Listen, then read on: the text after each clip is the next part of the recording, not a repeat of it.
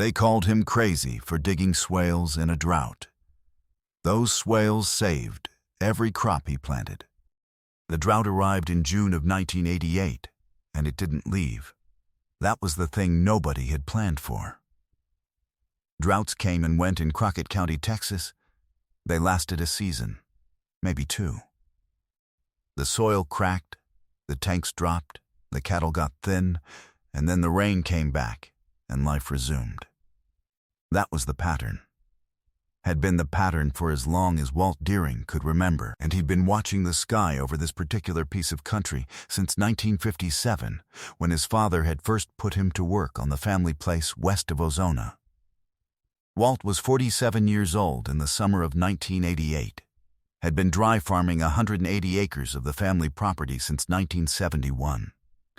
Grain sorghum, some cotton, a kitchen garden near the house that his wife Loretta kept going through most of the year. The well had been drilled in 1962 to 340 feet and had never run short. The two earthen stock tanks on the south end of the property held enough water to carry the cattle through most dry periods without supplemental pumping. By August of 1988, the smaller tank was empty. Flat cracked mud where the water had been. The larger tank was down to 14 inches of water across its center. Walt had measured it with a length of rebar on a Monday morning, standing in mud to his ankles at the edge of the bank. 14 inches. The tank needed to be at least 30 inches to pull from, without silting the pump. The sorghum in the east field had burned off. Not drought stressed. Burned. The plants had gone brown and stiff by mid-July, and by August they rattled when the wind moved through them. Dry stalks clicking against each other in the heat. 40 acres of sorghum. Gone. He'd planted that field in early May, before the forecast had turned, and had done everything he was supposed to do. Deep-tilled, fertilized with 200 pounds of ammonium nitrate per acre, laid the seed in at recommended spacing, cost him $1,400 in inputs alone. The crop came up well in June, and then the rain stopped and the heat arrived, and by the middle of July the plants were surrendering one row at a time. Walt walked the east field on a Thursday afternoon in late July, 3 weeks before the stalks went fully dry. The soil around the root zone of the dead plants was powder. Not dry, powder. He could pick it up and let it fall through his fingers, and it dispersed in the air before it reached the ground. 6 inches down, it was the same. He dug with a fencing bar to 8 inches and found a faint trace of moisture. Faint enough that he wasn't sure it was real. At 12 inches, the soil was slightly cooler. Not wet, just cooler. That was the whole problem in one hole. Whatever rain had fallen, and there had been some, 2 inches in May, half an inch in late June, had evaporated or run off before it could reach root depth. The soil surface was sealed by the sun and the wind. Water hit it and sheeted off into the bar ditches along the county road, into the low spots at the field edges, into nothing. It didn't stay where the crops were, didn't sink, just left. He stood there in that field for a long time. Loretta brought him supper that night at the kitchen table without saying much. She'd grown up in Sutton County, understood the calculus of a ruined crop better than she let on. Their son James, 19 and working the place with Walt that summer, ate without talking. There wasn't a conversation to have. 40 acres of sorghum was gone. That was about $4,200 in lost production at the year's market price, on top of the $1,400 already spent to put it in. The numbers sat on the table with the food. The following morning, Walt drove to Ozona, got to the county extension office before 9. A man named Gerald Sims had been the extension agent for Crockett County for 11 years. Walt had worked with Sims before, mostly on fertilizer timing and variety selection. Good man. Practical. He listened to Walt describe the field situation and the tank situation and the soil moisture reading at 8 inches. Sims said it was the worst drought pattern he'd seen in the county since 1971. Said the long-range forecast wasn't encouraging. The high-pressure ridge that was keeping the rain out of West Texas was expected to persist through September. He talked about irrigation options, deepening the existing well or drilling a second well on the northeast corner of the property. A new well in that area would run $8,000 to $12,000 depending on depth and casing. No guarantee on yield until you drilled it. He gave Walt a packet of information on drought management, USDA fact sheets on crop selection, fallowing strategies, drip irrigation feasibility. Walt took the packet, thanked him, drove home. He put the packet on the kitchen table. It stayed there for 4 days. On the 5th day, a Saturday in early August, Walt's younger brother Dean drove up from San Angelo for a weekend visit. Dean had been farming hill country land outside Rock Springs, smaller acreage, more variable rainfall. He and Walt walked the property that afternoon, walked the east field, walked the dry tank, stood at the edge of the cracked mud. Dean mentioned something he'd heard about at an agricultural conference in Kerrville that spring. A presenter from New Mexico. Water harvesting earthworks, contour swales. The idea that you could shape the land itself to capture rainfall before it ran off. Hold it in place long enough for it to sink. Not irrigation, not pumping, just working with topography to slow water down and make it stay. Walt said he'd never heard of it. Dean said he hadn't either, before that conference. Said the principle was old. Desert farming in the American Southwest had used water harvesting earthworks for centuries.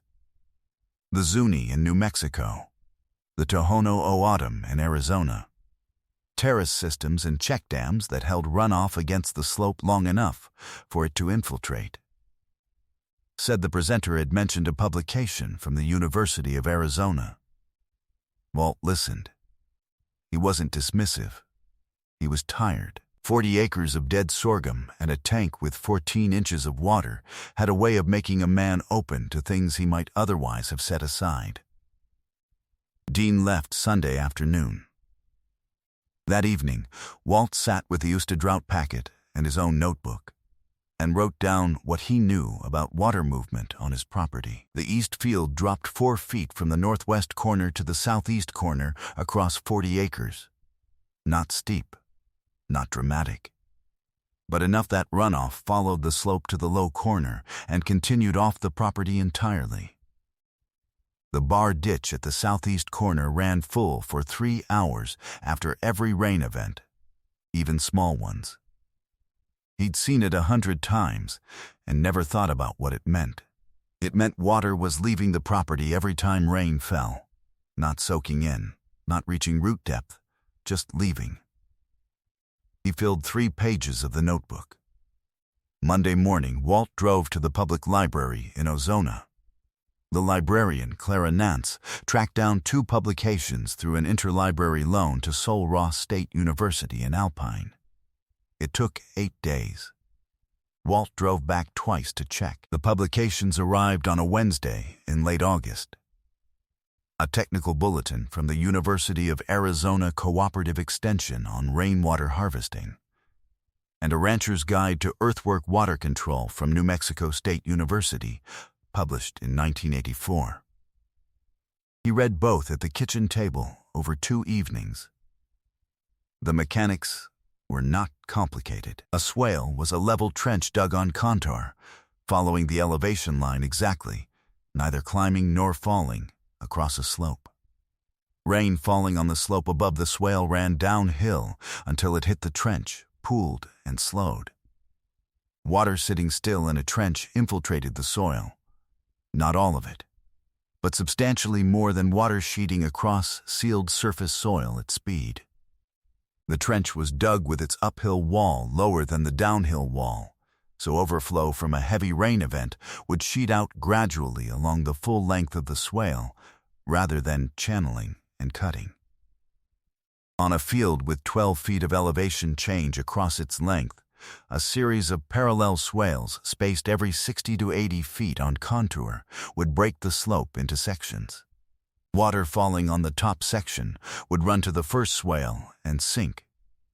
Overflow would move to the next swale down. The field would retain far more of every rain event than it currently did. The dig was the question.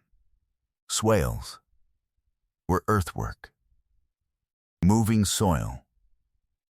The New Mexico guide described doing it with a tractor and a rear blade set to cut level. You needed a transit level or a hand level to establish the contour line first, then follow it with the blade.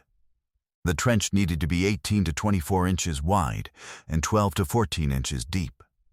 On one full pass across 40 acres, a farmer would cut somewhere between 8 and 12 swales depending on spacing. Walt had a 1974 Ford 4000 tractor with a 6-foot rear blade. He had a hand level. He had a son who was 19 and willing. He didn't have much else to lose. He told Loretta that evening what he was planning. She asked how long it would take. He said 3 or 4 days to lay out and dig the first set. She asked if it would work. He said he didn't know. She said she'd keep James fed. He drove to Ozona the next morning and stopped at the Farm Bureau office, not the Extension office. The Farm Bureau ran a different crowd. More farmers, fewer officials. He described what he was planning to a man named Bud Castleberry, who farmed 300 acres of sorghum north of town and had been doing it for 23 years. Castleberry listened to the whole explanation without interrupting. When Walt finished, Castleberry said the dirt work made sense, but the timing was wrong.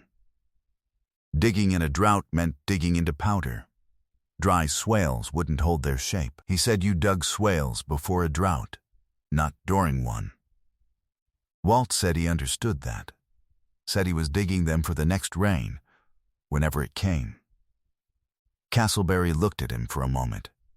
Said it sounded like a lot of work for something that might not matter for another year. Drove off. He and James started laying contour lines on the east field on a Tuesday morning, September 6th, 1988. The work with the hand level was slow.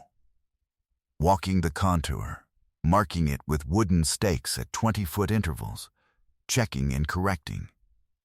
The east field's 4-foot slope across 40 acres meant the contour lines curved gently from north to south, bowing slightly eastward in the middle, where a shallow draw ran through the field's lower third. That draw was actually useful. It was a natural concentration point for runoff.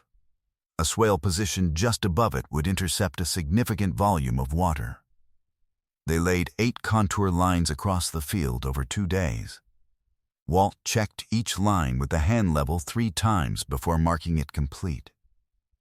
One line was off by 2 inches over 300 feet, and he walked it again from scratch. James asked on the second afternoon if the neighbors had said anything. Walt said he hadn't asked. 2 pickups had slowed at the county road fence line while they were working. Walt recognized both of them. Neighbors, he'd waved. They'd driven on without stopping. The digging started on a Thursday. Walt ran the Ford 4000 with the rear blade set shallow for the first pass, cutting 6 inches. Then deeper on the return pass, another 4 inches. The dry soil cut cleanly in the upper layers, powdery and loose. At 10 to 12 inches it was firmer, slightly less desiccated, and the blade needed more hydraulic pressure to hold depth. James walked behind on some passes to check depth with a measuring stick, calling adjustments. By the end of the first day, they had 3 swales cut across the upper third of the field. Each one was about 280 feet long, 20 to 22 inches wide, and 12 inches deep at most points. The spoil from the digging was mounded on the downhill side of each trench, creating a low berm. The New Mexico guide specified that the berm should be tamped firm. Walt ran the back tires of the tractor over the berm on each swale before moving to the next.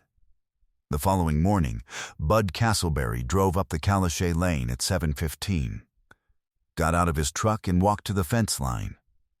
Walt walked over. Castleberry looked at the 3 swales, said they were level, said that was harder to do than it looked, asked how many Walt planned to put in. Walt said 8. Castleberry looked at the field for a while, said he still thought it was the wrong season, said dry swales and dry soil weren't going to save the fall planting. Walt said he wasn't planting fall, said he was setting up for whatever came next. Castleberry nodded, got back in his truck. They finished all 8 swales on Saturday, September 10th. 4 days of work, 2 men, 1 tractor. The field looked strange afterward. 8 parallel lines across it, running gently curved from the northern fence to the southern draw, each with its low berm on the downhill side. From the county road, the field looked like someone had been drawing on it with a wide implement for no clear reason. Walt walked every swale the afternoon they finished. Checked depth, checked level, found 1 section on the 5th swale that had filled in slightly during cutting and recut it. He stood at the top of the field and looked down the slope. The swales would either work or they wouldn't. The next rain would tell him which.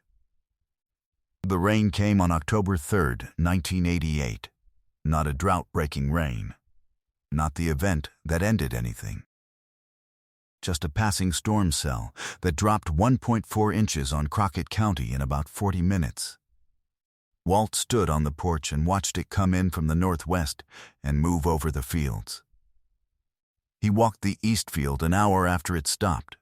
The soil surface was still damp, dark in the upper half-inch. He walked to the first swale at the top of the field. It held water. Not full. A few inches across the bottom, running the full length of the trench. The soil around it was wet to a visible depth, moisture wicking outward from the concentrated water in the trench. He got down on one knee and pushed his fingers into the soil 8 inches from the swale wall. Moist, clearly moist. 8 inches deep. He walked to the bar ditch at the southeast corner of the field. It was barely damp. A small amount of overflow had reached it from the lower swales, but it was a fraction of what that ditch usually ran after a 1.4-inch event. He walked back to the house, told Loretta what he'd seen. She asked what it meant. He said the water was staying. She poured coffee, and they sat at the table for a while without talking. The second test came on November 7th, a better rain. 2.1 inches over 6 hours, slow and steady, the kind that would have run straight off the sealed surface soil a month prior. Walt checked the swales every 2 hours during the event. By the 3rd hour, the upper 3 swales were full and overflowing gently along their full lengths, sheeting onto the next swale down, just as the New Mexico guide described. No channeling. No cutting, just wide, slow overflow moving downslope from one level trench to the next. By the time the rain stopped, all 8 swales held water to within 2 inches of their tops. The soil between them was saturated to a depth Walt measured at 14 to 16 inches. He used the fencing bar to check in 4 places across the field. 14 inches in the upper section, 16 inches in the lower section near the draw, where the natural topography concentrated additional flow. He planted winter wheat in the east field on November 14, 1988, 7 days after the rain. The soil moisture was still present at 10 to 12 inches. He put in 90 pounds of seed per acre. No supplemental irrigation. No additional inputs beyond a standard fertilizer band at planting. Bud Castleberry came by the following week, drove the lane again, got out, walked to the fence. Walt was in the field on the tractor finishing the last rows of planting. James waved Castleberry toward the house, and Loretta brought him coffee on the porch. When Walt came up from the field, Castleberry asked what he'd planted. Walt told him. Castleberry asked if he thought it would make a crop. Walt said the soil moisture was there. Said the swales had held the November rain in place for 10 days already, with meaningful depth remaining. Said he thought there was a real chance. Castleberry sat with his coffee for a minute. Said he'd watched the bar ditch on the county road after the November rain. Said it hadn't run. Said every other year he could remember, a 2-inch rain ran that ditch for 4 hours. Walt said that was about right. Castleberry set his cup down. Said he had 40 acres on the northwest corner of his own property that had the same kind of slope problem, same runoff pattern, same sealed surface issue. Asked Walt if he'd walk it with him sometime and tell him what he thought. Walt said he reckoned he could do that. The winter wheat in the east field germinated in late November and established through December on residual soil moisture alone. No rain fell in Crockett County in December 1988 or January 1989. The soil between the swales dried at the surface, cracked again in the January wind. But below 6 inches, the moisture that the November rain had deposited remained. The wheat drew on it. Slowly, steadily, the way winter wheat does, shallow roots going deeper as surface moisture declined, finding what was there. Walt checked the field every week through January, measured soil moisture at 8-inch and 12-inch depth with a probe he'd ordered from an agricultural supply catalog out of Lubbock. At 8 inches, the moisture was marginal by late January. At 12 inches, it was still adequate. February brought 0.9 inches of rain across 2 events. Both events recharged the swales. Both events stayed largely on the field. By late February, the wheat was 4 inches tall, green, and even across all 40 acres. Bud Castleberry walked his own Northwest 40 with Walt on a Saturday in March 1989. They spent 3 hours looking at slope, topography, the drainage patterns from previous rains. Walt marked 8 contour lines on Castleberry's field with flags. Castleberry hired a man with a D4 dozer to do the digging instead of using a rear blade. The dozer work cost $340 for the day and covered 40 acres of swales in one session. Faster than Walt's 4-day tractor method. Cleaner cuts. Word moved through Crockett County the way information moved on rural land in 1989. Slowly, through fence line conversations and feed store exchanges. Walt never wrote anything down for distribution, never talked to the extension office about it, never put a word in any publication. By the fall of 1989, 4 other farmers in the county had put swales in. Some of them had done it wrong, not level, not on true contour, and those didn't perform the way Walt's had. 2 of them called Walt, and he walked their fields and showed them where the problems were. One man had his swales tilting slightly downhill on one end, which meant water channeled to that end and concentrated instead of spreading along the length. Walt showed him how to correct it with a small amount of additional earthwork. Gerald Sims at the extension office heard about it eventually. Called Walt in the winter of 1990, said he'd been getting questions about contour swales from farmers in the county and wanted to understand what Walt had been doing. Walt drove to the office and spent an hour going through it. Showed Sims the New Mexico guide he'd borrowed from the library and never returned. Sims asked if he could photocopy it. Walt said he could keep it. Sims put together a 1-page information sheet on water harvesting earthworks for Crockett County farmers in the spring of 1990. He cited the New Mexico State Extension publication as the primary source. He did not mention Walt's name in the document. That was fine by Walt. The information was the thing that mattered. The drought in Crockett County broke in the spring of 1990 with a wet March and a wet April. The first real rain cycle in 2 years. Walt's east field that spring had been in continuous production since the November 1988 wheat planting, carrying 2 crops on swale retained moisture and carefully timed planting. The surrounding fields, farmed by men who had not modified their water retention, had produced 1 partial crop in the same period. Walt put sorghum back in the east field in the spring of 1990. Made 2,800 pounds per acre on a year with good rainfall. Documented it in his farm records alongside the 1988 and 1989 yields. The field had not been fallow in 2 years. Had not received a drop of pumped irrigation water, had run on rainfall alone, captured by 8 level trenches dug in 4 days in September 1988 by one 47-year-old farmer and his son. He added 4 more swales to the field in 1991, between the original 8. Tighter spacing, more retention capacity. He put swales on the west field the same year, a different slope pattern that required a different layout. James did most of that work. He'd learned the hand level better than Walt had. Bud Castleberry put swales on a second property he'd bought in 1992, outside Iran, farther west, harder country.